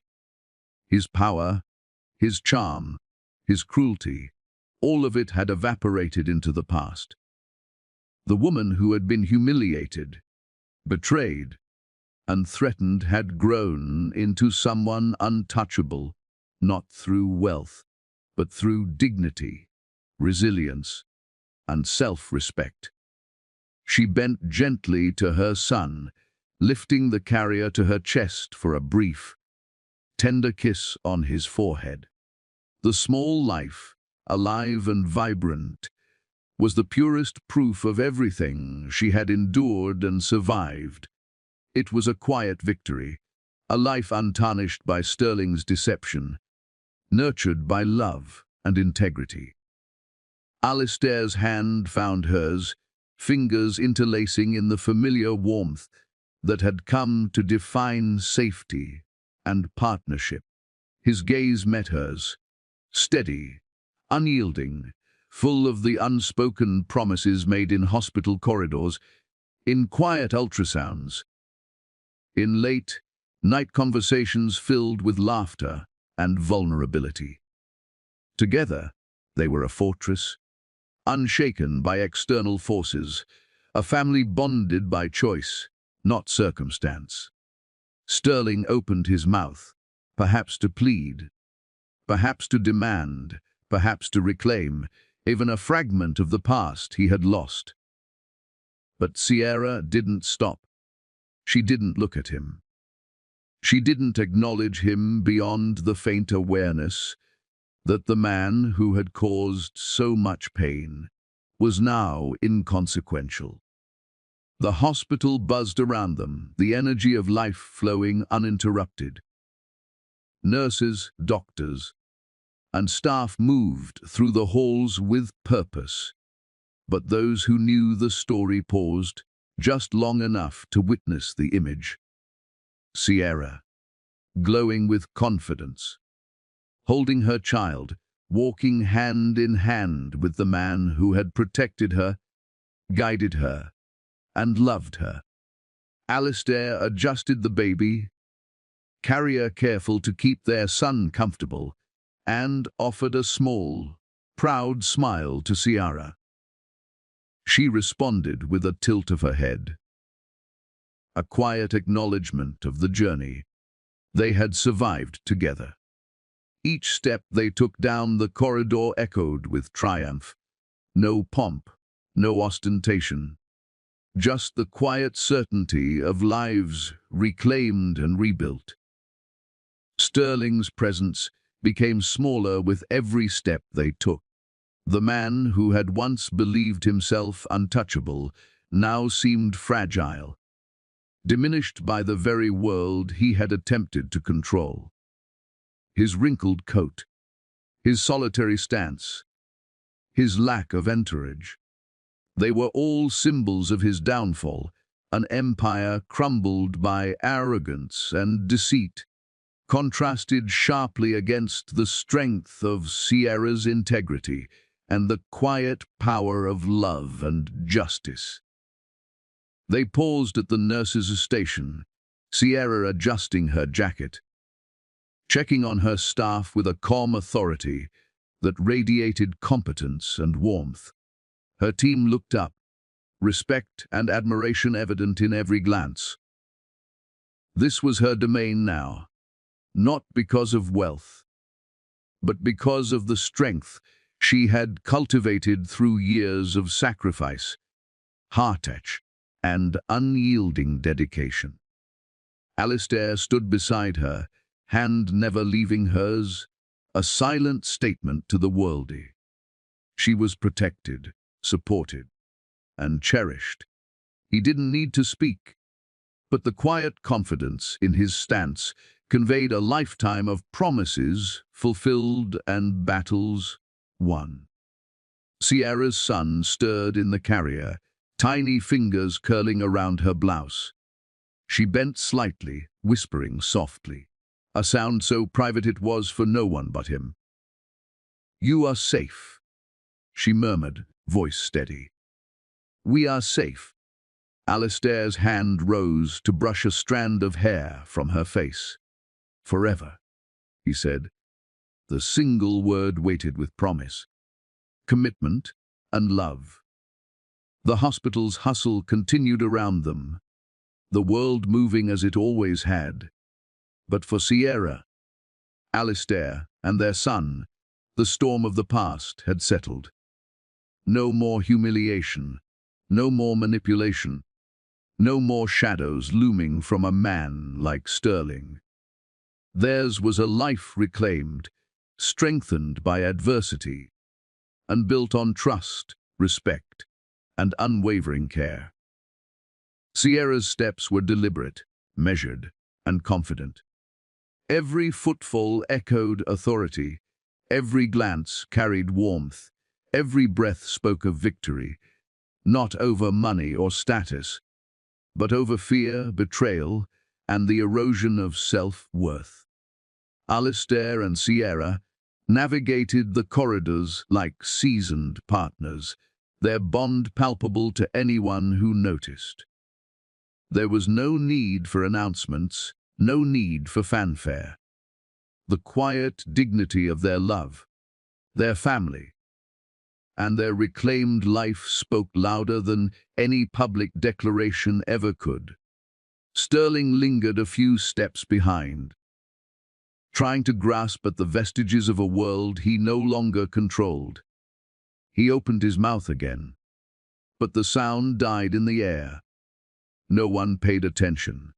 The man who had once commanded rooms, manipulated hearts, and flaunted wealth now found himself invisible, irrelevant, and alone. Ciara and Alistair approached the hospital elevator.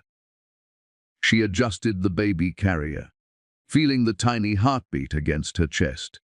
Life, love, and strength were intertwined in ways Sterling had never imagined possible. The elevator doors closed slowly, marking the boundary between past and future. The hospital lobby, once the stage of betrayal and humiliation, became the backdrop of triumph, recovery, and enduring love. Sierra took a deep breath, letting the weight of the year wash over her. The betrayals, the hardships, the victories, and the quiet moments of care that had stitched together her new reality. She felt whole, empowered, and undeniably in control. Alistair's hand tightened around hers. Their eyes met, a shared understanding passing silently between them. Nothing could touch what they had built together. The love, the family, the reclaimed dignity, it was unshakable.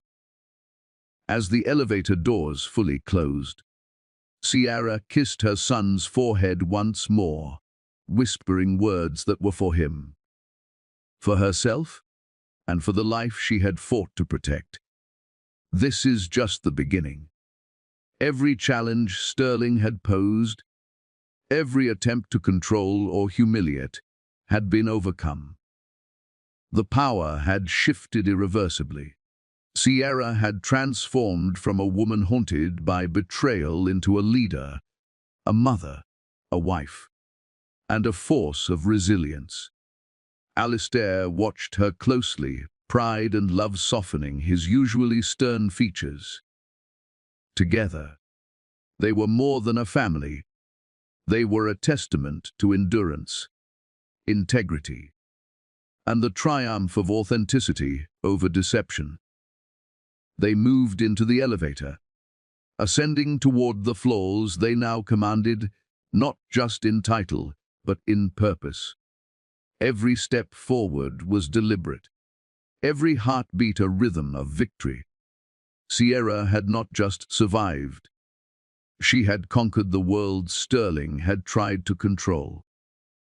The hospital lights reflected softly off her badge, the glint a reminder that authority earned through merit and courage outshines any inheritance or fortune.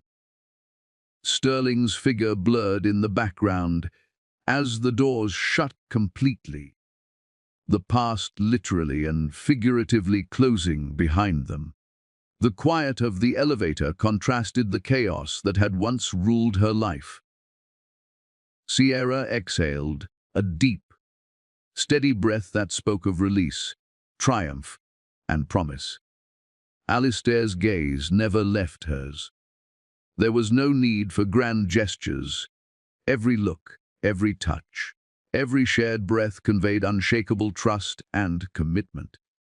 Sierra's son wriggled, tiny fingers brushing her collarbone. She smiled, the purest, most contented expression she had ever worn. For the first time in her life, she felt entirely aligned with her path, her family, and her own heart. Alistair adjusted the carrier, his presence calm and steady, his love unmistakable. The moment was intimate, quiet, and powerful proof that a life built on authenticity could withstand any storm. They reached their floor. Doors opened. They stepped out together, fully present, fully whole. Sierra's confidence radiated, her son secure, and Alistair unwavering at her side. No whispers, no judgments, no shadows could penetrate this new reality. This was the life they had fought for and earned. Sterling's name faded into the background, meaningless now, a relic of a chapter that had ended. Sierra's steps were steady, deliberate, and commanding. Each step was a statement. I am here. I am strong. I am free. She glanced at Alistair, his hand on her back, guiding, supporting, loving. She realized fully that the battles they had endured had forged not only a family, but a foundation of trust, respect, and unshakable love. The elevator doors closed behind them, once again as they entered the nursery. The space that would witness the first cries, the first laughter, and countless firsts for their son. Sierra exhaled, eyes soft but fierce. She had walked through fire, betrayal, and fear, and emerged unbroken, empowered, and radiant. Alistair leaned close, whispering in her ear, a quiet affirmation of everything they had overcome. This is ours. Nothing can touch it. Sierra smiled, the kind of smile that comes from knowing the past no longer has power, and the future is theirs to shape. They settled into the nursery together, the baby stirring lightly, and Sierra felt the quiet pulse of life, love, and justice vibrating in every corner of the room. It was over. Sterling was gone. His attempts to harm or control were nothing but echoes. Sierra, Alistair, and their son existed in a world where honesty, care, and resilience ruled. A world finally fitting her, finally hers.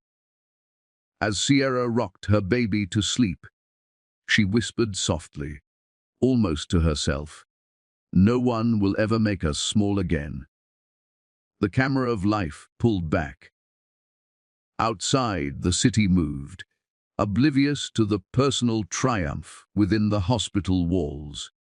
But inside, a family had claimed their victory, and nothing could ever take it away. The story ended not with revenge, but with peace, power, and love. Sierra had finally stepped fully into her life, unshakable, radiant, and free.